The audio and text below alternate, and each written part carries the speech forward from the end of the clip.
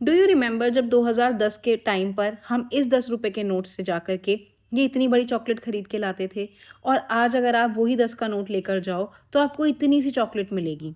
आज हम यही डिस्कस करेंगे कि क्यों क्यों हमारे साथ ये धोखा हुआ कि 2010 में इतना बड़ा चिप्स का पैकेट आता था और अब वही चिप्स के पैकेट के अंदर हवा ज़्यादा और चिप्स कम आते हैं।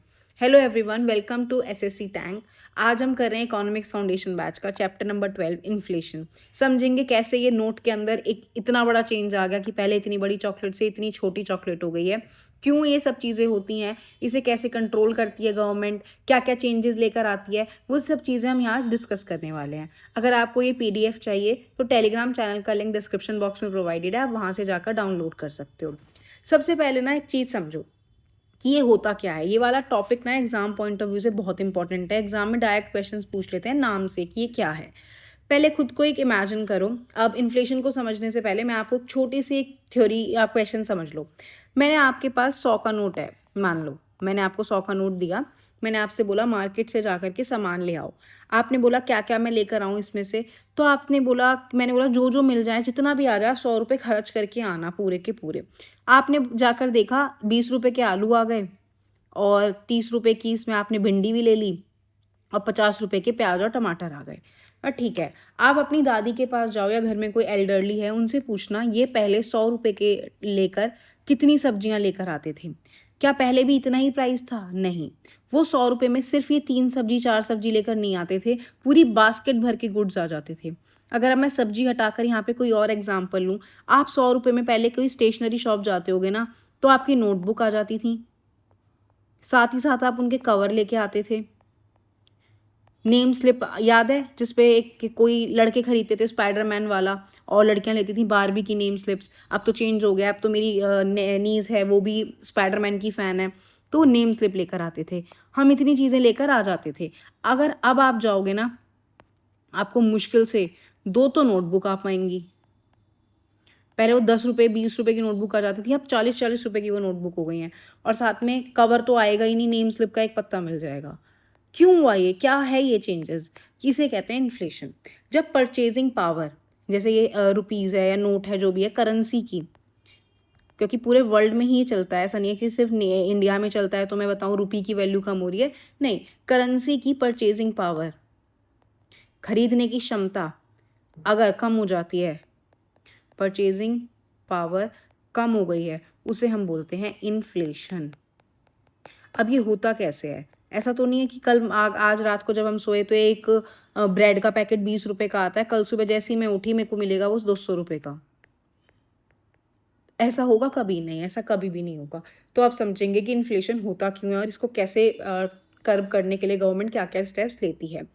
सपोज कल से मार्केट में ऑलमोस्ट हर गुड्स और सर्विसेज के प्राइस कंटिन्यूसली इंक्रीज होने शुरू हो जाएं, कि फूड बढ़ रहा है, जैसे फूड है उसका प्राइस बढ़ रहा है। आप जाओगे कि ये क्या हो गया एकदम से, वही जो हम अभी डिस्कस कर रहे थे।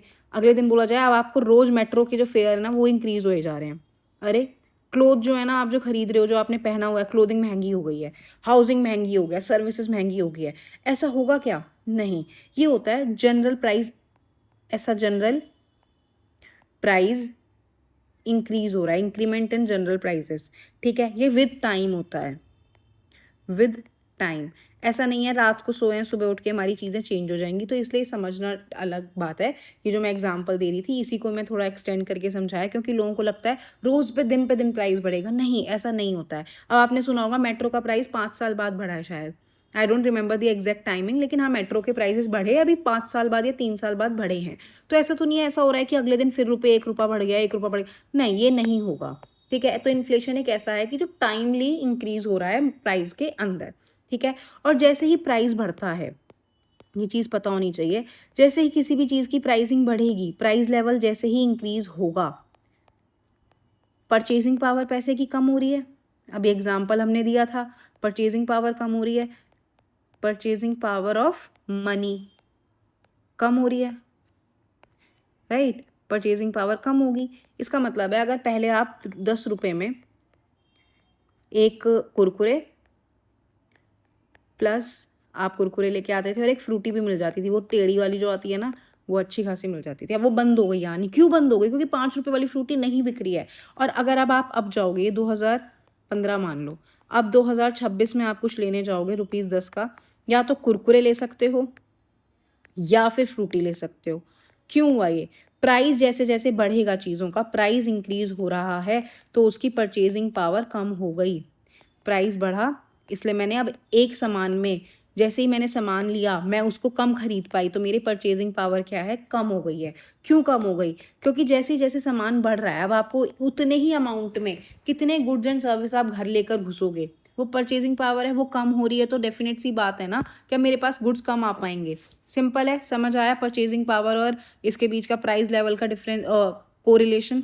तो इसका मतलब प्राइस इज इनवर्सली 1 में परचेजिंग पावर इन्वर्सली प्रोपोर्शनल है, या आपस में उल्टा है। जैसे जैसे प्राइस बढ़ेगा वैसे वैसे परचेजिंग पावर उसकी कम होगी, प्राइस घटेगा परचेजिंग पावर बढ़ जाएगी। सिंपल है, आ गया समझ। तो अब इन्फ्लेशन का मतलब है जब प्राइस, जनरल प्राइस टाइम के साथ इंक्रीज होते हैं। क्या इन्फ्लेशन ये बोलता है कि जैसे ही आज एक चीज़ का प्राइस बढ़ेगा कल सारी चीज़ों का प्राइस बढ़ जाएगा? नहीं, ये भी याद रखना। अगर ऐसे हो सकता है एक गुड्स एंड सर्विसेज का, एक गुड और सर्विसेज बोल रही हूँ, एक गुड का प्राइस बढ़ा है डजंट मीन सारे गुड्स एंड सर्विसेज का प्राइस बढ़ेगा। हो सकता है एक चीज़ पे प्राइस बढ़ जाए, जैसे अभी रिसेंटली आपने सुना होगा एलपीजी सिलेंडर्स, एलपीजी का प्राइस इंक्रीज हुआ था, राइट। ऐसा तो नहीं है जैसे एलपीजी का प्राइस महंगा हुआ, जो सिलेंडर मिलते थे आपके घर में, जो आप ये कुकवेयर टॉप्स खरीद के लाते हो, उनका प्राइस महंगा हो जाएगा। नहीं, एलपीजी का प्राइस इंक्रीज हुआ। तो किस चीज़ में इन्फ्लेशन हुई? एलपीजी सिलेंडर्स में। तो ये याद रखना कि किस तरीके से इन्फ्लेशन हो रही है। तो ऐसा नहीं है ज़बरदस्ती कि कल उठोगे तो सारी चीज़ महंगी हो जाएंगी, नहीं, ये नहीं होता है। सिंपल। अब आती है बात, सोच करके मैं छोटा सा एक एग्जांपल ही दूंगी आपको। आपकी सैलरी 50,000 है, ठीक है, आपके पास में 50,000 रुपये हैं इस टाइम पे, और बोला आपको सामान खरीद के लाना है पूरी रसोई का। आप बोलोगे हाँ ठीक है ले आएंगे। अब सोचो यही वाला जो 50,000 रुपये था, आप बोलोगे इससे मेरा रेंट चल जाएगा, मेरी घर का रसोई का सामान आ जाएगा, और आप कम्यूट कर पाओगे अपने ऑफिस के लिए। आप बोलोगे ये सैलरी इतनी ही है जितना मैं खर्च चला पाऊँ। अब मैं इस 2,000 में ले जाऊँ या 2001 में ले जाऊँ, तो इस 50,000 में लोग घर खरीद लेते थे, राइट। इसी वजह से ये जो आप सुनते हो ना कि 8th पे कमीशन आ रहा है, 7th पे कमीशन आ रहा है, तो ये इन्फ्लेशन को टारगेट करके देखते हैं कि इन्फ्लेशन जो है, गुड्स एंड सर्विसेज कितनी महंगी हुई हैं, उस हिसाब से सैलरी पे भी इंक्रीज होना चाहिए। सिंपल। ये मैंने क्यों बताया है? क्योंकि लोग ना कंफ्यूज हो जाते हैं कि 7th पे कमीशन, 8th पे कमीशन, ये क्यों इंक्रीज होते हैं, क्या लेना देना है। तो सरकार देखती है कि जितनी ज़्यादा बाहर महंगाई बढ़ रही है, लोगों की सैलरी भी उतनी इंक्रीज होनी चाहिए। उसी तरीके से डेली वेज जो अर्नर्स होते हैं उनके लिए भी एक अमाउंट फिक्स किया जाता है, जैसे, और मिनिमम वेज पे भी इसी बेसिस पे फिक्स किया जाता है।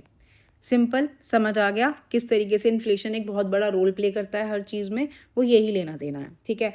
अब आती है बात types of inflation. Just a second, ये अब आते हैं अलग अलग तरीके के इन्फ्लेशन। अब ये सोच रहे आप ये अलग अलग तरीके का इन्फ्लेशन क्या है? इन्फ्लेशन तो इन्फ्लेशन है। नहीं, they are different types of inflation, जो एग्जाम के लिए बहुत ज़्यादा इंपॉर्टेंट है। क्यों इंपॉर्टेंट है? क्योंकि नाम लिखा आ जाता है और पूछ लेते हैं कि ये कौन से वाले इन्फ्लेशन की बात यहाँ पर हो रही है। तो हर अलग अलग तरीके के होते हैं। सबसे पहला है हमारा क्रीपिंग इन्फ्लेशन। अब क्रीपिंग इन्फ्लेशन क्या होता है? आपने कभी सुना होगा बहुत क्रीपी सा इंसान है, बहुत ज़्यादा चिपकने वाला इंसान है, तो ये है थोड़ा सा मतलब क्रीप कर रहा है। और जैसे आपने सुना होगा बच्चा रगड़ रगड़ के चलता है, ऐसे रेंग रेंग के चलना, उसे कहते हैं क्रीपिंग। तो जब बात आती है क्रीपिंग इन्फ्लेशन की, इसका मतलब होता है जो इंसान बार बार मतलब थोड़ा थोड़ा लेवल पे राइज कर रहा है। ऐसे प्राइस पूरे एकदम से यहाँ ये प्राइस है स्टेगनेंट रहता है यहाँ पे, लेकिन वो इस तरीके से धीरे धीरे धीरे धीरे इंक्रीज हो रहा है, ठीक है। इसलिए इसे बोलते हैं कि क्रीपिंग इन्फ्लेशन का मतलब होता है बहुत लो रेट पे इंक्रीमेंट या increase in prices at a very small rate, at a very small rate, ठीक है। सिंपल है। और याद रखना है इसमें परसेंटेज जो इंक्रीज होती है वो लेस देन 3% होती है। इसे जनरली सेफ बोला जाता है, क्योंकि अब खुद सोचो, इन्फ्लेशन ही नहीं है। अगर 2000 में भी आप 5,000 रुपये में खुश थे, आज भी 5,000 रुपये में खुश रह पाओगे? नहीं, थोड़ा तो चाहिए होता है ना जीडीपी ग्रोथ के लिए भी। हर टाइम नेगेटिव नहीं होती है इन्फ्लेशन। अगर आपके दिमाग में है कि इन्फ्लेशन बहुत नेगेटिव चीज़ है, नहीं, ये हर टाइम नेगेटिव नहीं है। इसको भी जीडीपी ग्रोथ से रिलेट करके मैं अभी समझाऊंगी आपको। फिर आता है वॉकिंग। वॉकिंग बोल लो। और मैंने बच्चे वाला एग्जाम्पल यहाँ दे दिया, नहीं बच्चे वाला नहीं है यार, यहाँ पे वो वाला आएगा, जो रेंगते हैं, जो जानवर ज़मीन पे रेंग के चलते हैं ना, हल्का हल्का ऐसे छोटा सा ऐसे, अर्थवॉर्म देखा होगा आपने, वो वॉकिंग या ट्रॉटिंग। Trotting inflation. अभी ट्रॉटिंग इन्फ्लेशन क्या होता है? ट्रॉटिंग इन्फ्लेशन का मतलब होता है, अगर मैं बिल्कुल लेमैन लैंग्वेज में समझाऊं, जो छोटे छोटे कदम रख रहा है, बच्चा अभी चलना सीख रहा है, ठीक है, ये प्राइस जो है ऊपर वाले से तो थोड़ा ज़्यादा है। रेंगने वाला तो बिल्कुल ऐसे चलता है, बिल्कुल ऐसे घिसट घिसट के। यहाँ पे ये हल्के हल्के स्टीप्स लेता है, ऐसे हल्के हल्के से स्टीप्स, ठीक है। तो इसका मतलब है मॉडरेट रेट पे इंक्रीज होता है, मॉडरेट इंक्रीज इन रेट, ठीक है, सिंपल।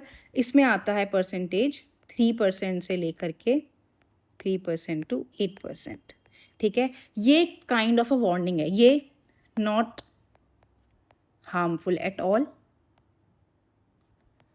अगर कोई कल को आपसे पूछता है कि क्या इन्फ्लेशन गलत है, तो आप बोल सकते हो कि नहीं, इन्फ्लेशन थोड़े रेट पे होना ज़रूरी भी है, तभी तो इकोनॉमी ग्रो करेगी, तभी तो लोगों के अंदर एक कंपटीशन वाली भावना होगी कि मैं बनाऊंगा तो कल को मेरी इंक्रीमेंट भी होगा। मैं अगर आज 10 रुपये का बेच रहा हूँ, कल 11 रुपये का बेचूंगा, लोग खरीदेंगे और उससे उनको भी फायदा है कि उनकी इतनी इनकम हो रही है, क्योंकि घूम फिर के एक साइकिल है, हमने पहले भी कवर करा है, ये एक साइकिल होती है। अगर इनकी इनकम बढ़ रही है, जाकर ज़्यादा खरीदेंगे तो जो वो है, जो प्रोड्यूस कर रहे हैं चीज़ों को, वो ज़्यादा बनाएंगे, और फिर से जो लेबर्स है उनकी सैलरी इंक्रीज होगी, सिंपल। इसलिए इन्फ्लेशन भी ज़रूरी होता है। अब ये जो है, ये काइंड ऑफ अ वार्निंग होती है कि भाई, ये वार्निंग सिग्नल की तरह ले लो कि थोड़ा ज़्यादा तुम्हारे प्राइसेस बढ़ने लग गए हैं, इसे रोकथाम में लाओ, ठीक है। फिर आता है तीसरा हमारा रनिंग। रनिंग से ही समझ आ रहा है, भाग रहा है भाई, रेट प्राइस भागने लग गए हैं, कोई रोकथाम नहीं है, इनको रोको, ठीक है। अब आ गई है बहुत, ये वाले जंप्स बहुत ही गंदे थे, ये ऐसे वाले जंप्स आ रहे हैं, ठीक है। ये लॉन्ग जंप्स। क्यों ले रहा है ये लॉन्ग जंप्स? अब ये प्राइस जो है वो हाई रेट पे इंक्रीज हो रहा है, प्राइस इंक्रीमेंट या increase at a very high rate, at a very high rate. ये कितने परसेंट पे होगा, खुद सोचो, ये 8% से लेकर के 20%। अब आप खुद सोचो, कल को सुबह उठे और हर चीज़ पे इतना प्राइस बढ़ा हुआ मिले, डेफिनेटली तो बहुत गलत इम्पैक्ट आ जाएगा ना। तो ये एडवर्सली हमारे लिए गलत होता है, एडवर्सली हार्मफुल और एडवर्सली इम्पैक्टफुल, गलत तरीके से इसका इम्पैक्ट आना शुरू हो जाता है।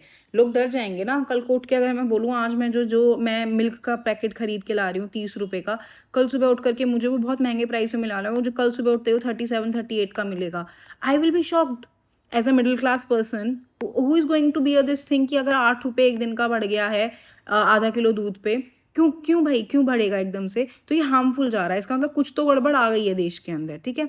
Just a second, let's one more, ठीक है। अब आता है हमारा नेक्स्ट काइंड ऑफ इन्फ्लेशन, जिसे हम बोलते हैं गैलोपिंग या हाइपर इन्फ्लेशन। वर्ड से ही समझ आ रहा है, हाइपर इन्फ्लेशन और गैलोपिंग रन अवे, उड़ गया भाई वो, अब नहीं रुकता, वो रोकथाम है नहीं उसके सामने कोई, वो तो उड़े चले जा रहा है, ठीक है। वो अलग ही लेवल का बंदा था। तो ये है एक्सट्रीम सिचुएशन। एक्सट्रीम, आपने सुना होगा जब श्रीलंका के अंदर सिचुएशन आई थी एक ऐसी, वहाँ पर भी प्राइसेस ऐसे ही हाई हुए थे। जब पाकिस्तान में थोड़ा क्राइसिस देखने मिला था, नेपाल में क्राइसिस देखने मिला था, जब ये लोग उसमें आ जाते हैं, क्राइसिस में आ जाते थे, तो चाइना के ही क्राइसिस थे मेनली यहाँ पर। तो जैसे ही वो ये वाले क्राइसिस आते हैं, तो क्या होता है, प्राइसेस जो हैं वो जैसे रातों रात में 100-200% बढ़ने लगते हैं, ठीक है। इसको कहते हैं हाइपर इन्फ्लेशन के उसमें आ चुका है, चपेट में आ गया है। अब ये इसमें कितना प्राइसेस बढ़ेगा, ये है 20% से लेकर के 100% तक का इंक्रीमेंट, ठीक है। और कभी कभी ये 100 से भी ज़्यादा हो जाता है, 100 से भी ज़्यादा हो जाता है, ठीक है। इसलिए ये एक्सट्रीमली डेंजरस है, एक्सट्रीमली डेंजरस, कि ख़त्म हो रही हैं चीज़ें, अगर अब नहीं रुकी ना तो देश ख़त्म है, ठीक है। Extremely damaging. Increase in prices at a very high rate, high की जगह काई हो गया, वो हाई रेट, ठीक है। सिंपल है। अब आती है बात, ये होते क्यों हैं, ये WPI बाद में समझेंगे, पहले ये समझते हैं ये क्यों हो रहे हैं। What are the causes of these inflations, मतलब ये इतना कैसे जा रही हैं चीज़ें, चलो ये तो फिर भी एक्सेप्टेबल वाली चीज़ हो रही है, पर ये क्यों आ रही है, इनके रीजंस क्या हैं। तो इनके होते हैं कुछ रीजंस, ठीक है, मैं यहाँ लिखती हूँ कॉजेज। अब आप खुद इमेजिन करो अपने आप को, आप मार्केट जाते हो, आप बोलते हो मुझे ब्रेड का पैकेट चाहिए, राइट। आपकी ये क्या है, डिमांड है, और ये आपने डिमांड करी मुझे ब्रेड चाहिए, कल को जो शॉप ओनर है वो ब्रेड लेके आ जाएगा, ब्रेड बेचेंगे। ये उन्होंने क्या करी अपनी तरफ से, सप्लाई, ठीक है। इसे कहते हैं डिमांड सप्लाई, ये तो पता है। ये होता है जब डिमांड बहुत ज़्यादा बढ़ जाए या सप्लाई में कुछ ना कुछ गड़बड़ आ रही है, कुछ ना कुछ तो हुआ है, तो इसे कहते हैं demand inflation, demand pull inflation या कॉस्ट पुश इन्फ्लेशन, इन्फ्लेशन, ठीक है। अब समझते हैं क्यों होती है। सबसे पहले समझते हैं डिमांड पुल। एक आ रही है डिमांड की तरफ से, डिमांड पुल, अरे पुल बस बहन, डिमांड पुल इन्फ्लेशन, ठीक है। डिमांड पुल में क्या होता है, आपने डिमांड करी मेरे को ब्रेड चाहिए, दुकान वाले ने ब्रेड प्रोवाइड कर दी, आपने बोला मुझे कल 100 ब्रेड का पैकेट चाहिए, आपने बोला अरे ये क्या हो गया, ये इतना कैसे हो रहा है, फिर कल को जा कर के दुकान पे जाकर सब बोल रहे हैं सबको 100 पैकेट चाहिए। सप्लाई थी, अभी ये मैं यहाँ पर ये सप्लाई की शॉप है, ये दिन में 100 पैकेट प्रोवाइड कर सकते थे, ठीक है। ये 100 पैकेट प्रोवाइड कर रहे थे और लोगों की नीड भी 100 ही थी। ऑल ऑफ अ सडन अगले दिन से ये नीड जो है बढ़ करके 1000 हो गई है, वो बोल रहे हैं अब हमें 1000 पैकेट चाहिए, पर ये कितना प्रोवाइड कर पा रहे हैं, 100। लोग कितने आ गए, 1000 मांगने के लिए, कल तक 100 थे लेकिन एकदम से वो नंबर बढ़ गया है, 1000 हो गया है। अब ये क्या करेगा, इसे लग रहा है कि भाई इतने में नहीं बना सकता, ऐसा करता हूँ प्राइस इंक्रीज कर देता हूँ, पहले मैं दे रहा था ना 10 रुपये का, अब मैं इसी को 20 रुपये का दूंगा, अब जिसको ज़्यादा जरूरत होगी खरीद लेगा, राइट। इसे बोलते हैं डिमांड पुल इन्फ्लेशन। यहाँ पे क्या हुआ, डिमांड जो थी ना लोगों की वो ज़्यादा हो गई सप्लाई से, ठीक है। अब आप खुद इमेजिन करो, आपने कुकी फैक्ट्री खोली है, जो लोग पूरी सीरीज़ को फॉलो करते आ रहे हैं वो कुकीज़ सुन के ज़रूर स्माइल कर रहे होंगे, क्योंकि cookie is my favourite thing to use. अगर आपकी एक कुकी शॉप है, आपने फर्स्ट डे आपने बनाया, फर्स्ट डे आज आपका, आपने बनाई 100 कुकीज़ और 100 लोगों ने खरीद ली, ख़त्म हो गया काम। नेक्स्ट डे फिर आपने ये प्रोसीजर फॉलो किया, आपने 100 बनाई, अगले दिन लोग आ गए 120, आपने कहा चलो ठीक है मैनेजेबल है 20। थर्ड डे 100 कुकीज़ बनाई और 1000 लोग आ गए, आपने बोला अरे ये क्या हो रहा है, और नेक्स्ट डे फिर ये चलने लगा। तो आप पहले अगर 10 रुपये की दे रहे थे ना, तो अब आपने बोला कि यार I can't produce this much of things एक दम से, और मुझे इतनी भीड़ भाड़ नहीं चाहिए रहेगी, तो आपने उसका प्राइस उठाकर 20 कर दिया कि एटलीस्ट वही लोग खरीदें जिनको ज़रूरत है, अब जिनको एक्सट्रीम लेवल पे ज़रूरत है वही खरीदेंगे। तो आपने डिमांड इतनी इंक्रीज हो गई कि आपको अपना प्राइस इंक्रीज करना पड़ा, राइट। इसे बोलते हैं डिमांड पुल इन्फ्लेशन। सिंपल है। प्राइजेस क्यों बढ़ रहे हैं यहाँ पर, प्राइजेस हमें यहाँ पर इंक्रीज करने पड़े क्योंकि सप्लाई जो थी वो बहुत ज़्यादा कम हो गई थी एज़ कम्पेयर टू डिमांड। इसे कहते हैं डिमांड पुल इन्फ्लेशन। सिंपल है। Just a second, let's add one more page. इसे बोलते हैं डिमांड पुल इन्फ्लेशन। नेक्स्ट आता है हमारा कॉस्ट पुश इन्फ्लेशन। इन्फ्लेशन पता नहीं क्या हो गया है भाई मेरे को भी। नेक्स्ट है हमारा, यहाँ पे हमने देख लिया demand pull, next is cost push inflation. अब कॉस्ट पुश का क्या मतलब है, चलो समझते हैं। खुद इमेजिन करो, प्रोडक्शन की कॉस्ट बढ़ गई। अब ये ना मेरी जो शॉप है, मैं पहले यहाँ पर बना रही थी 100 कुकीज़, और 100 कुकीज़ को बनाने में मेरा इनपुट आ रहा था, मेरे घर से जो पैसे लग रहे थे, या मतलब मेरा जो इनपुट था, मुझे जितना पड़ता था वो 1000 रुपये पड़ता था, ठीक है। लेकिन क्या हुआ, लेबर्स की डिमांड बढ़ी कि वी नीड मोर वेजेस भी बढ़ गए। उन्होंने बोला हमारे दिन के वेजेस भी बढ़ाओ, साथ ही साथ किसी ने रॉ मटेरियल की जो वो थी प्राइस वो भी इंक्रीज़ हो गई। अब रॉ मटेरियल की प्राइस इंक्रीज़ हो गई, अब ऐसा तो है नहीं मैं सारा ब्रंट अपने ऊपर ले लूँगी कि मैं अगर 1000 में बेच रही हूँ, 1000 रुपये रख रखा है मैंने प्राइसेस, तो मैं आज भी 1000 ही रखूँगी, नहीं। Next day what I decided, जो 1000 रुपये का मैं पैकेट बेच रही थी, नेक्स्ट डे आई डिसाइडेड वो मेरा एक पैकेट अब जाएगा 1200 का, क्योंकि मुझे ये सारे प्राइजेस को भी इंक्लूड करना पड़ेगा, राइट। कोई इंसान जब कमा ही यहाँ से रहा है तो वो 1000 की जगह 1200 कर देगा, क्योंकि उसे भी तो आगे पे करना पड़ रहा है ना। तो इस वजह से क्या हुआ, मुझे प्राइजेस इंक्रीज करने पड़े। यहाँ पर लेबर कॉस्ट भी इंक्रीज हो गया, सब कुछ हो गया। अब नेक्स्ट डे जो मैं पहले 100 का 1000 का बेच रही थी, अब वो 1200 का बिक रहा है, 200 रुपये बढ़ गए। क्योंकि 200 रुपये कहाँ जा रहे हैं, वो कॉस्ट पुश हुआ। क्यों पुश हुआ है कॉस्ट, क्योंकि यहाँ पर मुझे एक्स्ट्रा पे करना पड़ रहा है, मुझे यहीं से निकालना पड़ेगा ना, मेरे पास और कोई तरीका नहीं है कमाई करने का, मेरे पास यही तरीका है, और अब मुझे यहाँ पर और चीज़ें देनी पड़ रही हैं, तो मैं कोशिश करूँगी मेरे पैकेट जो बिक रहे हैं उनमें थोड़ा सा ज़्यादा मुझे मिले, ताकि मैं यहाँ पर दे सकूँ, राइट। इसे बोलते हैं कॉस्ट पुश इन्फ्लेशन। समझ आया। जब भी प्राइजेस बढ़ रहे हैं, प्राइजेस में इंक्रीज क्यों आया यहाँ पर, क्योंकि यहाँ पर हमारे पास में प्रोड्यूसर के पास जो प्राइजेस हैं वो इंक्रीज हो गए, सिंपल। तो ये वाला हम बोल सकते हैं सप्लाई साइड से दिक्कत आई है, इसको बोला जाता है सप्लाई साइड इन्फ्लेशन ऑल्सो, इसका दूसरा नाम है, सिंपल। वो डिमांड साइड थी, डिमांड में ज़्यादा लोग आ गए थे कि भाई मुझे भी चाहिए, मुझे भी चाहिए, मुझे भी। यहाँ पे सप्लाई साइड इशू आ रहा है, क्यों आ रहा है, क्योंकि प्राइसेस उसकी तरफ से भी बढ़ रहे हैं, हो सकता है उसको बोल दिया और टैक्स बढ़ गया, ठीक है। चलो नेक्स्ट है हमारा एक और तरीके का बॉटल नेक। अब ये क्या है, कभी भी आपके आसपास कोई बॉटल रखी हो ना, वो देखना उठा करके कि बॉटल नेक, ये वर्ड बहुत बार सुनते हैं हम, ये होता क्या है। इस तरीके से देखो यार, जज मत करना, मेरी जो बॉटल बनाने की, ये इस तरीके की फैंटा की बॉटल आपके घर, यार हंसना मत, ये इस तरीके की होती है ना बॉटल, अगर आपने फैंटा की बॉटल देखी हो, कोका कोला की बॉटल देखी हो, ये इस तरीके की बॉटल आती हैं। तो ये बॉटल नेक इन्फ्लेशन होता क्या है, इसमें सप्लाई एकदम से गिर जाती है। इसमें एकदम से सप्लाई का क्या हुआ, ये देखो यहाँ पे, फिर भी यहाँ पर इशू क्या था, यहाँ सप्लाई साइड का इन्फ्लेशन था। क्यों था, क्योंकि यहाँ पर इन चीज़ों के प्राइसेस बढ़ गए थे, राइट। लेकिन अब जो इशू आया है ना, वो ये आया कि डिमांड सेम है, ठीक है, डिमांड अभी सेम रही, लेकिन जब वो जिनकी सप्लाई की शॉप थी ना, जिनका सप्लाई का काम है, वहाँ से इशू आ रहा है। क्या आ रहा है, एकदम से उनकी सप्लाई गिर गई है, हो सकता है उनकी मशीनरी खराब हो गई हो, जो भी है, इन्होंने कंपनी बंद कर दी कि अब तो हम बना ही नहीं रहे। डिमांड सेम रही, सब कुछ सेम रहा, जैसे ही ये दिक्कत आई कि सप्लाई बंद हो गया, तो सप्लाई यहाँ पर क्या हो गई, खत्म। यहाँ सप्लाई खत्म हो रही थी, नहीं, यहाँ पे सप्लाई थी विद इंक्रीज्ड प्राइस, सप्लाई थी विद इंक्रीज्ड प्राइस, लेकिन यहाँ पे सप्लाई ही गिर गई है, सप्लाई बिल्कुल गिर गई, डिमांड सेम रही,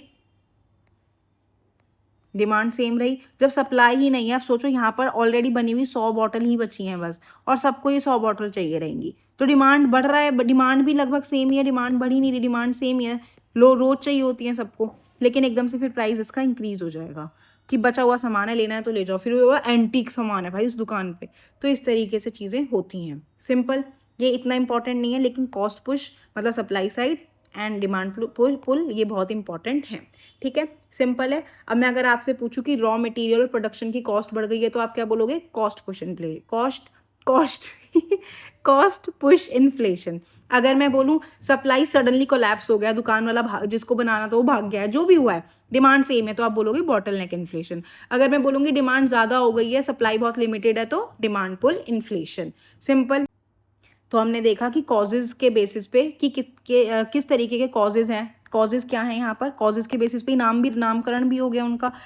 यहाँ पे मैं समराइज़ कर देती हूँ, अरे just a second, we need one more page. Causes के बेसिस पे, कॉजेज़ क्या हैं, अब यहाँ पे समझो, कॉजेज़ देखे हमने, डिमांड बढ़ी, तो उसके बेसिस पे कौन सा नाम निकल के आया, demand pull, demand pull inflation, simple.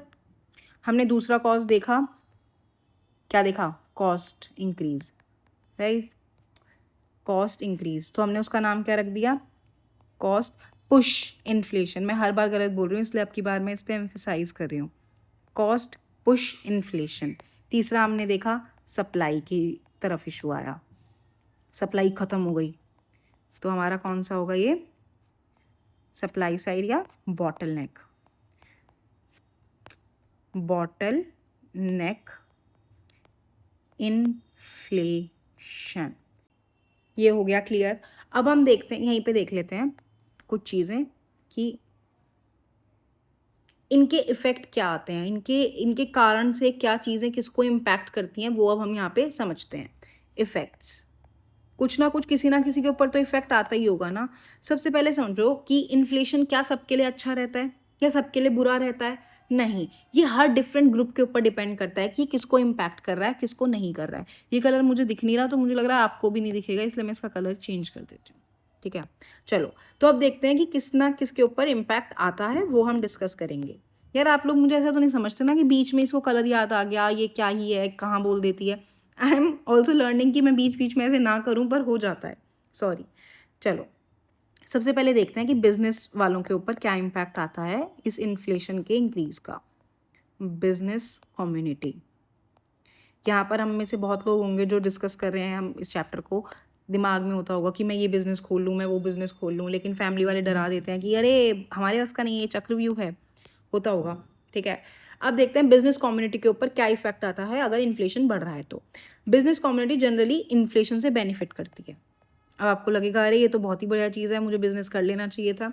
क्या होता है ना, प्राइजेस इंक्रीज होते हैं, मार्केट में प्राइस इंक्रीज हुआ। ठीक है, अब क्या होगा कि जो इन्वेंट्री है और स्टॉक उनके पास ऑलरेडी रहता है, तो उसकी वैल्यू इंक्रीज होगी।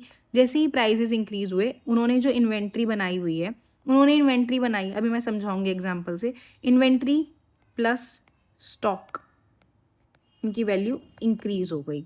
ठीक है, अगर सेलिंग प्राइस प्रोडक्शन कॉस्ट से जल्दी इंक्रीज कर रहा है तो डेफिनेटली उनको प्रॉफिट होगा ही होगा। अब समझो, उन्होंने जब बनाया एक बिस्किट का पैकेट, वो 10 रुपये का बनाया, उनके 10 रुपये की लागत लगी और उसमें उनका प्रॉफिट भी है। हो सकता है 2 रुपये का प्रॉफिट हो, 3 रुपये का प्रॉफिट हो, वॉट एवर इट वॉज, एक पैकेट पे उनका 10 रुपये का कॉस्ट लगा है, कॉस्ट। ठीक है, इस 10 रुपये में उनका ये कॉस्ट लगा था और इसमें से इनका प्राइस वगैरह जो भी था वो निकल चुका है। अब नेक्स्ट डे ने पता चल रहा है कि सब प्राइसेस बढ़ा रहे हैं, तो अब इन्होंने इस प्राइस को कर दिया 12 रुपये। राइट, इनके पास इसकी इन्वेंट्री रखी थी लाखों, तो अगर उनके पास 1 लाख पीस भी बने हुए रखे थे तो उनको 1 लाख के ऊपर हर पैकेट पे 2 रुपये का प्रॉफिट हुआ। इसी तरीके से इनकी जो इनके लिए जो इन्फ्लेशन है वो बेस्ट रहता है, क्योंकि ये प्रॉफिट करने वाले हैं, क्योंकि इनका सेलिंग प्राइस का जो प्रोडक्शन कॉस्ट से फास्टर इंक्रीज में हुआ है। राइट, इसलिए यहाँ पर उनको प्रॉफिट होगा, इसलिए बिजनेस कम्युनिटी तो बहुत खुश होती है कि अगर प्राइसेस बढ़ रहे हैं तो it will benefit them. 90% chances हैं। अब हम इसको सारी चीज़ों में नहीं लगा देंगे। ठीक है, अब आती है बात दूसरे लोगों की। अब आप दूसरी कम्युनिटी कौन सी होती है, वो जिनके पास फिक्स्ड इनकम होती है। फिक्स्ड इनकम का क्या मतलब है, फिक्स्ड इनकम का मतलब होता है जिनकी सैलरीज होते हैं, सैलरीड ग्रुप होता है ना, सैलरीड। हम इसमें क्या क्या इम्पैक्ट है वो समझते हैं। सैलरी फिक्स होती है, सैलरी फिक्स है, ऐसा तो नहीं है कल को अगर ब्रेड का प्राइस बढ़ रहा है तो बोला जाएगा चलो आज आपको, देखा आपने न्यूज़पेपर में आया था कि ब्रेड का प्राइस बढ़ गया इसलिए आपकी सैलरी 100 रुपये बढ़ गई। नहीं, ये सैलरी फिक्स रहेगी। लेकिन जो चीज़ें हैं जैसे फूड, कुछ प्रोडक्ट हो गया, रेंट उनका कभी भी इंक्रीज हो रहा है, जो अग्रीमेंट्स होते हैं उसमें 6 महीने का है, 8 महीने का है, 10 महीने का है। ट्रांसपोर्ट के प्राइसेस कब इंक्रीज हो रहे हैं, एजुकेशन की जो फीस है वो इंक्रीज हो रही है, डेली यूज़ वाले गुड्स एंड सर्विसेज हैं, डेली गुड्स एंड सर्विसेज के प्राइस इंक्रीज होते रहते हैं। तो क्या उनकी जो परचेजिंग पावर है वो इंक्रीज हो रही है? नहीं, उनकी परचेजिंग पावर अभी भी उतनी है। क्यों? क्योंकि उनकी सैलरी फिक्स है। परचेजिंग पावर उनकी कम होएगी, उनके ऊपर तो इम्पैक्ट आ नहीं रहा ना कि उनके पास सैलरी बढ़ जाएगी उन चीज़ों से, नहीं। तो यहाँ पर क्या होता है, इनकी परचेजिंग पावर कम हो जाएगी। सैलरी 50,000 ही थी, अगले दिन इन सब चीज़ों पे प्राइस बढ़ भी गया ना, तो इनकी सैलरी 50 से 60 नहीं कर रहे हैं तुरंत के तुरंत। ठीक है, इसलिए परचेजिंग पावर उनकी कम हो जाती है, इसलिए फिक्स्ड इनकम यहाँ पर लिखा हमने, इनको प्रॉफिट होता है, ये प्रॉफिट में जाते हैं, ये प्रॉफिट में नहीं जाते। Simple loss. लास्ट है मोस्ट इम्पॉर्टेंट, फार्मर्स।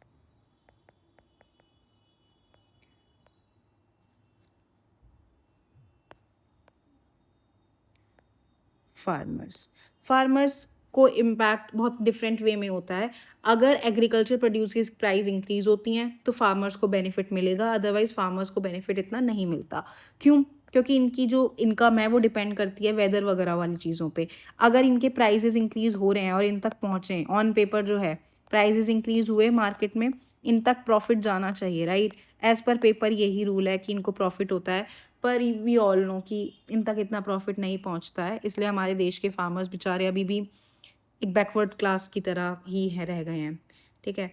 फिर आती है लास्ट, ये अभी ऐड हुआ है रिसेंटली, इस पे ध्यान देने लग गए हैं लोग। पहले इतना ज़्यादा इनको काउंट नहीं किया जाता था क्योंकि बहुत ही कम ये काउंट होते थे। अब इस चीज़ को लीगलाइज किया है, बहुत तरीके से चीज़ों को लेकर के आए हैं जो ये सब चीज़ें काउंट होने लग गई हैं अब, राइट। चलो, इन्वेस्टर्स का क्या होता है, इन्वेस्टर्स को फ़ायदा होगा या नहीं होगा। इन्फ्लेशन के पीरियड में ना रियल रिटर्न रिड्यूस हो जाता है उनका, तो इनको लॉस हो सकता है। जैसे सोच के देखो, इन्होंने लगाए 100 रुपये में स्टॉक वगैरह कोई ख़रीदा था, इन्होंने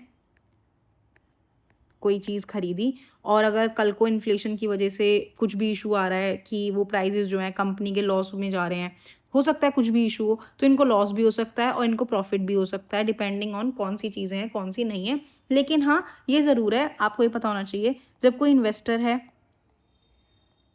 एज अ लोन की तरह दे रहा है या डिबेंचर की तरह देता है, तो सिर्फ ये याद रखो, आप खुद इसको अगले एग्जाम्पल में याद रख के देखना। आपने अपने किसी दोस्त को 100 रुपये दिए थे, 100 रुपये दिए आपको, 10 साल बाद 100 रुपये ही दे रहा है, 100 रुपये दे रहा है, ठीक है, वापस, तो उसको फ़ायदा होगा और आपको लॉस होगा। क्यों? क्योंकि उसने उस टाइम पे 100 रुपये लिए थे, इस टाइम पे 100 रुपये की वैल्यू 120 थी, उसको प्रॉफिट हो जाएगा और आपको लॉस हो जाएगा। अगर आपने ऐसा कुछ कर रखा है तो वापस ले लो अपना, वरना ऐसे दिक्कतें आ जाती हैं, ठीक है। सिंपल है, अब समझ आ गया कि इफ़ेक्ट जो है इसके अलग अलग होते हैं इन्फ्लेशन के लोगों के ऊपर। अब है हमारा एक ऐसा टॉपिक जो वर्ड हम बहुत बार सुनते हैं, CPI वर्सेस WPI। क्या है ये, क्या नहीं है, पूरा मैं आपको अच्छे से समझाऊंगी। हम ऑलरेडी एक चीज़ यहाँ से पहले कवर कर चुके हैं, GDP डिफ्लेटर।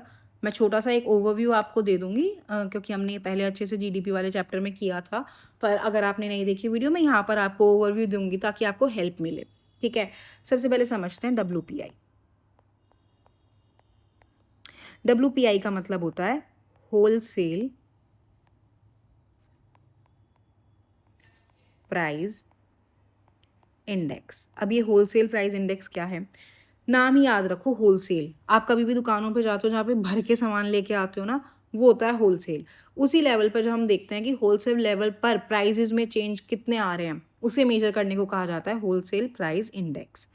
अभी करंटली ये एक काइंड ऑफ एन अपडेट है, कुछ भी समझ लो। रिसेंटली बेस ईयर जो है WPI का वो हुआ है अब हमारा 2022-23। अब हुआ है मतलब, हाँ, ये अभी रिसेंटली चेंज किए गए हैं। पहले ही हमारा था base year, earlier it was 2011-12, ठीक है। ये मई 2026 से ही लागू हुआ है, सिंपल। और बेस ईयर को 2022-23 को हम लेकर चल रहे हैं। अब ये समझना, आपको ये समझना है कि हम इसे क्यों मेजर करते हैं और इसे कौन निकालता है, कौन चेक करता है। तो ये निकाली जाती है ministry of commerce and industry. कौन सा ऑफिस है, DPIIT with economic adviser, office of economy adviser, ठीक है। ये याद रखना। ये क्या फोकस करते हैं, ये फोकस करते हैं गुड्स के प्राइजेस पर, गुड्स के प्राइजेस पर, सिंपल। कोई ज़्यादा यहाँ पर हमें ज़्यादा बहुत बढ़ा चढ़ा के ज्ञान नहीं चाहिए। या आपको जो मेन चीज़ें हैं 2022-23 हुई है और होलसेल प्राइस इंडेक्स में गुड्स के प्राइजेस चेक किए जाते हैं, सिर्फ गुड्स के, ओनली गुड्स, यहाँ लिख लो ओनली गुड्स। मैं ऐसा क्यों बोल रही हूँ, क्योंकि जो नेक्स्ट चीज़ हम पढ़ेंगे उसमें ओनली गुड्स के साथ सर्विसेज ऐड हो रही हैं, और वो क्या चीज़ है, वो है हमारा CPI। CPI का मतलब होता है कंज्यूमर प्राइस इंडेक्स। अब मैं आपको डिफरेंस अच्छे से समझा पाऊंगी। जब आप दुकान पे खरीदने जा रहे हो, एज अ कंज्यूमर खरीदते हो, आप खाना है ना, हमको वो चीज़ कंज्यूम करनी है ना, तो हम कंज्यूमर प्राइस इंडेक्स देखेंगे। होलसेल प्राइस इंडेक्स उनके लिए है जो होलसेल में सामान खरीद के ला रहे हैं। आप इससे समझो, कोई एक इंसान है वो 100 बिस्किट के पैकेट खरीद के ला रहा है क्योंकि उसे बेचना है। कंज्यूमर कितने खरीदेगा, 2-4 पैकेट खरीद रहा है कंज्यूम करने के लिए। तो वो इस तरीके से डिफरेंट बनाए गए हैं, ठीक है। इसमें भी कोई चेंज आया है क्या, हाँ, रिसेंटली इसमें भी चेंजेस आए हैं। Base year earlier it was 2012, 2012 था पहले, यहाँ मैं लिख देती हूँ अर्लियर। क्या ये पेपर में पूछा जा सकता है? हाँ जी, अभी जो रिसेंटली आरआरबी एग्जाम्स हुए थे उसमें ये पूछा गया था कि रिवाइज्ड ईयर कौन सा है, ठीक है। और स्टेटमेंट्स बेस्ड क्वेश्चन बहुत आने लगे हैं एसएससी में, तो ये पता होना चाहिए। और अब हो गया 2024 मई 2026 से, ठीक है, ये डिसाइड हुआ है, ठीक है। अब समझते हैं कि ये क्यों है, क्या है ये खरीदता है, देखता है कंज्यूमर का प्राइजेस। यहाँ पर गुड्स और सर्विसेज दोनों चीज़ काउंट होती हैं, गुड्स प्लस सर्विसेज, ठीक है। यहाँ पे क्या काउंट हो रहा था? यहाँ पे ओनली गुड्स, यहाँ पे गुड्स एंड सर्विसेज, ठीक है। यहाँ पर ये क्या होता है, इसे कौन रिलीज करता है? जो यहाँ पे ये MOCI ministry of commerce and industries कर रहा था, इसे करता है हमारा NSO। अरे यार, यहाँ पे पेन दिक्कत करता है। NSO, नेशनल स्टैटिस्टिक्स ऑफिस, ठीक है। सिंपल है, ये रिलीज इनके थ्रू किया जाता है। ये मेजर करते हैं कि हाउस होल्ड में जितने भी कंज्यूमर्स खाना खरीदते हैं उस बास्केट के अंदर जो सामान ज़रूरी वाला है वो मेजर किया जाता है कि वो कितने प्राइस में उसको खरीद करके लेके आते हैं। सिंपल। क्या है ये एग्जाम पॉइंट ऑफ व्यू से क्यों इम्पोर्टेंट है? क्या है ना कि हमारा जो इन्फ्लेशन का टारगेट रहता है, इन्फ्लेशन का टारगेट इट इज़ 4%, जिसको बोला जाता है 2%, 4%, 6%।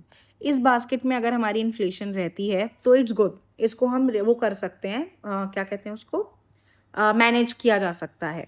तो हम इसके बेसिस पे मेजर करते हैं। जब हमें ये देखना होता है कि इन्फ्लेशन एक्चुअल में कितना जा रहा है और कितनी चीज़ें चेंजेस आ रही हैं, वो हम मेजर करते हैं on the basis of CPI। हम देखते हैं कि गुड्स और सर्विसेज दोनों के ही कितने लेवल बढ़ रहा है, कितने चेंजेस उसके प्राइजेस में आ रहे हैं, तो हम बोलते हैं इन्फ्लेशन। किस में बेसिस पे चेक किया जाता है इंडिया में? CPI, कंज्यूमर प्राइस इंडेक्स, ठीक है। कौन टारगेट करता है इसको? RBI का टारगेट रहता है वो CPI के जो जितने भी प्राइजेस है ना, कंज्यूमर प्राइस इंडेक्स, जो कंज्यूमर अपने लिए गुड्स एंड सर्विसेज खरीद करके ला रहा है, उसका जो प्राइसिंग में चेंजेस है ना वो 2 से 6% के बीच में रहे। सिंपल। आ गया समझ? कोई ऐसा बड़ा इसमें कोई वो नहीं है, रॉकेट साइंस वाली चीज़ें नहीं है। तो आपको ये चीज़ याद रखनी है, CWPI मतलब होलसेल। होलसेल मतलब बहुत सारा प्राइजेस, बहुत सारा सामान, इसमें गुड्स काउंट हो रहे हैं। सिर्फ पूरे इंडिया के सारे गुड्स देख लिए उठा के हमने कि उसमें कितना चेंजेस आ रहा है, होलसेल प्राइस इंडेक्स। दूसरा हमारा CPI, कंज्यूमर प्राइस इंडेक्स। एक कंज्यूमर है, मैं एक कंज्यूमर हूँ, मुझे दिन में क्या खाने के लिए चाहिए? मिल्क चाहिए रहेगा, मेरे को रोटी चाहिएगी, मेरे को सब्जी चाहिएगी, मेरे को हो सकता है बैंकिंग जाना हो, बैंक के लिए सर्विसेज में आ रहा है वो हमारे बेसिक सी नीड है। मैं यहाँ पर इतना कितना इन्फ्लेशन झेल सकती हूँ कि मैं इस चीज़ को देख पाऊँ, मेरे कितना प्राइस इसके लिए लगता है, वो होता है कंज्यूमर प्राइस इंडेक्स में काउंट किया जाता है। पहले ये देखते थे 2012 के लेवल पे, लेकिन डेफिनेटली इतने चेंजेस आ चुके हैं कि उस प्राइस पे तो काम नहीं चलेगा, तो अब चेक होता है 2024 पे। और इसी कंज्यूमर प्राइस इंडेक्स, क्योंकि at the end of the day सारे सिटीजन्स कितना खरीद पा रहे हैं अपने लिए एक बास्केट के अंदर खाना दिन में, उसके इन्फ्लेशन को चेक करता है RBI, और फिर उसके हिसाब से टारगेट किया जाता है कि अगर हमारा कम जा रहा है, इसका मतलब हमारी GDP ग्रोथ बहुत गिर रही है, हमें इसे चेंज करना है। अगर इससे आगे जा रहा है तो लोग आगे चल के खाना खरीदने के लिए एबल नहीं रहेंगे, इसलिए हम क्या करते हैं, फिर इसको इस टारगेट के बीच में रखते हैं। सिंपल। कोई इशू तो नहीं है? यहाँ तक समझ आ गया अच्छे से? एक टॉपिक GDP डिफ्लेटर, जो हम पहले ऑलरेडी बहुत अच्छे से डिस्कस कर चुके हैं, लेकिन I am just giving you a recap ताकि चीज़ें थोड़ी सी इजी लगे।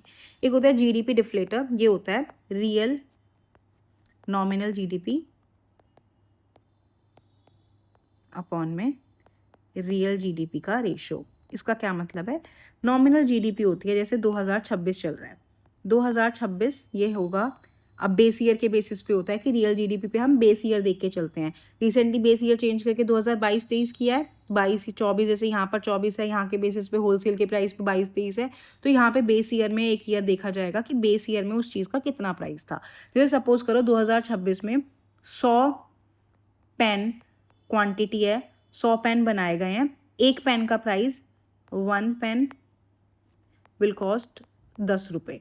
तो यहाँ पर निकल के आ गई, पूरे देश में सिर्फ इतना ही सामान बना एक साल में। I am just giving an hypothetical situation, ठीक है। तो यहाँ पर कितने रुपए की GDP आई मेरी? 1000 रुपये की। सिंपल। लेकिन यही चीज़ थी जो मैंने देखा, बेस ईयर में 100 ही पेन बने, लेकिन एक पेन का प्राइस था 5 रुपये। तो यहाँ पर मैंने देखा अगर 5 रुपये है इस चीज़ का प्राइस, तो मैं यहाँ वाला प्राइस ना देख करके ये देखूंगी कि इस सेम पेन का प्राइस पिछले साल वहाँ मतलब जो मेरे बेस ईयर का प्राइस था उसमें कितना है, 5। तो यहाँ पे हमने देखा रियल जीडीपी कितनी निकल के आई है हमारी, 500 रुपये। तो इसका मतलब नॉमिनल जीडीपी कितनी है, 1000, रियल जीडीपी कितनी है, 500। तो ये 2% का जीडीपी डिफ्लेटर आया है। जो है मेरी वो क्या निकल के आई है, जीडीपी डिफ्लेटर की मेरी रेशो निकल के आई है। इसका मतलब है ये सिर्फ दिखाने के लिए ऐसा बलून फूल गया है कि जीडीपी इतनी इंक्रीज हो गई है, जबकि सिर्फ प्राइजेज इंक्रीज हुए हैं। प्राइजेज में सिर्फ हाइक आया है, ना कि किस में आया, ना क्वांटिटी इंक्रीज हुई है, ना कुछ चेंज आए हैं बढ़िया, बस प्राइस बढ़ा दिया है उसका। तो हम इसे थोड़ी कहते हैं कि हमारी जीडीपी बहुत हाई नंबर पे पहुंच गई है, नहीं, रियल नंबर्स की बात करते हैं तब हम बोलते हैं nominal GDP versus real GDP, और ये होता है हमारा जीडीपी डिफ्लेटर। इस गुब्बारे को फोड़ दिया है, सिंपल। तो ये चैप्टर इतना ही था। ये इस टॉपिक में से ना ये वर्ड्स पूछ ले जाते हैं, इसलिए I wanted you to know these topics, ठीक है। तो अब हम डिस्कस करते हैं हमने क्या क्या पढ़ा है पूरे चैप्टर में। हमने पहले देखा इन्फ्लेशन। इन्फ्लेशन का क्या मीनिंग होता है, इन्फ्लेशन होती है हमारी प्राइस लेवल का बढ़ जाना और परचेजिंग पावर का कम हो जाना, ठीक है। हमने देखा फिर कि किस तरीके के होते हैं, based on rate and rise. अगर रेट बढ़ जा रहा है तो क्या होता है, based on cause. Special type जो हमने देखा था किसका था, बॉटल नेक इन्फ्लेशन। अगर रेट राइज हो रहा है, डिमांड इंक्रीज हो गई है लोगों की, तो इसे कहते हैं डिमांड पुल इन्फ्लेशन। अगर जो कॉस्ट लगा रहा है, जो बनाता है, उसकी प्राइसेस बढ़ गए हैं तो इसे कहते हैं कॉस्ट पुश इन्फ्लेशन, राइट। उसी तरीके से अगर वो है सप्लाई एकदम से गिर गई है, उसकी वजह से एक इंक्रीज आ रहा है, तो उसे कहते हैं बॉटल नेक इन्फ्लेशन। सिंपल, ये समझ आया। फिर हमने देखे कॉजेज क्या क्या थे। अगर डिमांड साइड बहुत ज़्यादा इंक्रीज हो गई, कि डिमांड इंक्रीज हुए जा रही है, तो उसे कहते हैं डिमांड ज़्यादा हो गई है सप्लाई से, सिंपल। अगर यहाँ पे कॉस्ट बढ़ गई है और सप्लाई कम हो गई है, इसे सप्लाई साइड इन्फ्लेशन कहते हैं, सिंपल। फिर हमने देखा इसके इम्पैक्ट्स क्या क्या आते हैं, किस तरीके से किसको लॉस होता है, किसको वो होती है प्रॉफिट होता है। जब बिजनेस ओनर होगा कोई तो उसको प्रॉफिट हो जाता है। अगर कोई फार्म फिक्स्ड इनकम वाला है, जैसे फिक्स्ड इनकम है, सैलरीड पर्सन है, तो जनरली उनको लॉस माना जाता है।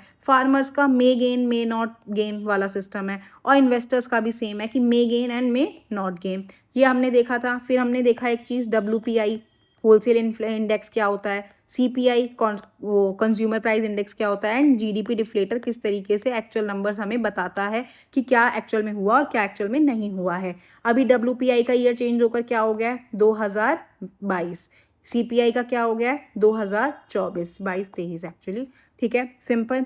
इस तरीके से हमने पूरा चैप्टर कवर कर लिया है। आपको अभी थोड़ी छोटी चीज़ें ना पता होनी चाहिए, क्योंकि एग्जाम में पूछ लेते हैं। तो ये सब चीज़ें, वर्ड्स, सारे ईयर कौन कौन से चेंज है, 4% का हमारा टारगेट रहता है इन्फ्लेशन का, इससे ज़्यादा नहीं होना चाहिए, इससे कम 2 से 6 एक एक्सीलेंट माना जाता है कि एक विड्थ बना दी है हमने, इसमें हमारा इन्फ्लेशन रहना चाहिए, सिंपल। तो आई hope it was clear, topic आपको ज़्यादा डिफिकल्ट नहीं लगा है, आपने वर्ड्स को समझा है। क्योंकि आई नो जब हम इकोनॉमिक्स को पढ़ते हैं ना, तो हमारे दिमाग में ऑलरेडी एक हवा बना हुआ है। And I am not doing, मैं ऐसा नहीं है कि आपको प्रेशर डाल के बोल रही हूँ कि देखो और डिफिकल्ट है, आई एम ट्राइंग कि आपके लिए थोड़ा ईजी हो जाए चीज़। And I hope it was useful. मैंने आपका ज़्यादा टाइम वेस्ट नहीं करा है, आपको मैंने वर्ड्स जो आपके दिमाग में एक डर की तरह रहते थे, उन वर्ड्स के आपको मीनिंग समझ आए, और आप एग्जाम में अब आप जितने भी PYQ उठा के देखोगे ना, आपके लिए वो सॉल्वेबल लगेंगे, क्योंकि यहाँ पर ऐसे ही वर्ड्स पूछे जाते हैं, ठीक है। तो keep learning, keep revising, all the very best, see you soon.